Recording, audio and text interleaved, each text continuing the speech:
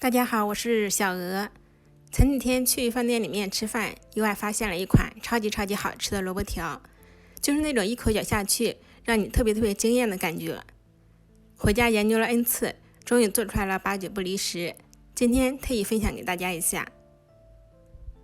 我们首先买3个白萝卜，把它洗净去皮，去头去尾，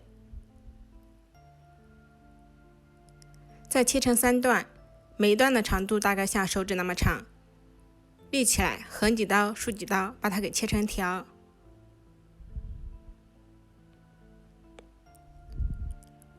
3个萝卜净重约3斤重，我们加3小勺食盐，约15克，杀一下水分。这样做，一是可以去除萝卜的辛辣味，二是可以使萝卜口感更爽脆，更好吃。用手充分的抓均匀，然后静置40分钟以上。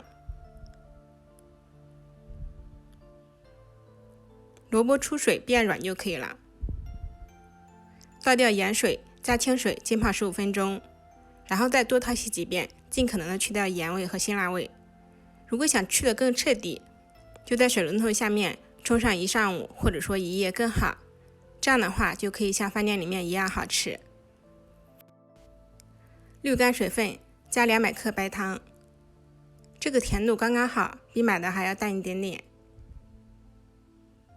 加30克米醋，这样甜而不腻，用其他的醋也可以。再加50克蜂蜜，把它给搅拌均匀。密封冷藏1夜就可以吃了，多放几天味道会更好，放半年也不会坏。比例大家可以根据对酸甜接受度进行调整。